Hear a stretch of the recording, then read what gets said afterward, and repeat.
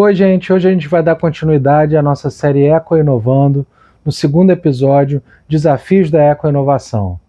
No primeiro episódio, a gente falou sobre a privada de Bill Gates, que foi um caso bastante revelador sobre importantes aspectos da eco-inovação. Se não assistiu, assista e depois volte para ver esse vídeo. E não esquece de dar o like, tá? Ali, a gente entendeu que mesmo que a eco-inovação conte com as melhores condições possíveis, ela precisa trazer um produto que seja acessível. Não se trata de uma corrida para ter a melhor tecnologia, mas é uma corrida para que todos tenham a melhor tecnologia, o que é completamente diferente. Hoje, a gente vai falar sobre outros fatores que precisam ser considerados em relação à eco-inovação. Sob o ponto de vista econômico, a questão é complexa. Poucas empresas vão investir em eco-inovação.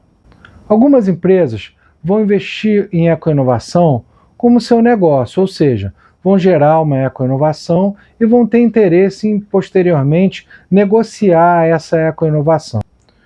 Para isso, existe o sistema de patentes. O sistema de patentes vai assegurar 20 anos de exclusividade e o pagamento de royalties, caso essa tecnologia seja usada por terceiros. Outras empresas investem em eco-inovação porque arcam com grandes custos ambientais e, para tentar reduzir esses custos, investem em tecnologias verdes para se livrar tanto da possibilidade dos custos ambientais, como também de penalidades e indenizações decorrentes de desastres ambientais e violações da legislação ambiental. Normalmente, quando a empresa faz isso, ela vai querer que essa tecnologia fique restrita ao interior da empresa, evitando que terceiros também usufruam dessa vantagem de mercado, na medida em que a redução desses custos ambientais e dos encargos ambientais de maneira geral vai fazer com que isso se reverta em vantagem de mercado em relação à sua concorrência. Então, normalmente, nesse caso, essas empresas vão guardar para si e não vão difundir essa tecnologia, o que vai contra o interesse do combate ao aquecimento global, por exemplo. Há ainda aquela situação em que empresas de grande porte vão investir não só em tecnologias ambientalmente saudáveis, mas vão fazer com que essas tecnologias se tornem o padrão do seu nicho de mercado, gozando da vantagem competitiva de deterem um maior conhecimento dessa tecnologia, além do recebimento de royalties de toda a concorrência que vai precisar usufruir dessa tecnologia para satisfazer as exigências legais.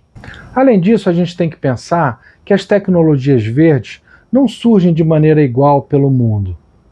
Normalmente, elas são geradas nos países ricos do hemisfério norte. O Acordo Internacional de Propriedade Intelectual e os acordos ambientais dizem que essas tecnologias têm que ser acessíveis aos países em desenvolvimento. Mas não é bem isso que acontece. E fora isso, existem ainda outras questões que precisam ser consideradas. Países em desenvolvimento normalmente sofrem de gap tecnológico, ou seja, a sua tecnologia, o seu conhecimento, ele avançou até certo ponto e ainda existe uma lacuna entre o seu conhecimento e a tecnologia de ponta. Assim, mesmo que a tecnologia seja disponibilizada, não vai haver capacidade para adaptar essa tecnologia como é necessário para os países em desenvolvimento. Ou seja, mesmo que esteja livre de direitos de propriedade intelectual, pode ser que isso não seja o suficiente para que haja uma rápida e ampla difusão de tecnologias verdes. Além disso, tem as condições ambientais. Como a gente viu, são países ricos do hemisfério norte.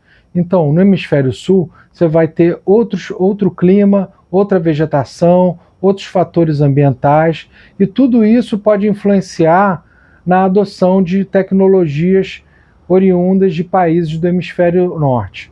Como a gente viu na pandemia de Covid-19, quando todos os países do mundo precisam dos mesmos insumos, pode ser que eles não estejam disponíveis ou que eles sofram uma elevação de preço que vai torná-los inacessíveis, principalmente para os países em desenvolvimento. E fora isso, ainda pesa o fator tempo.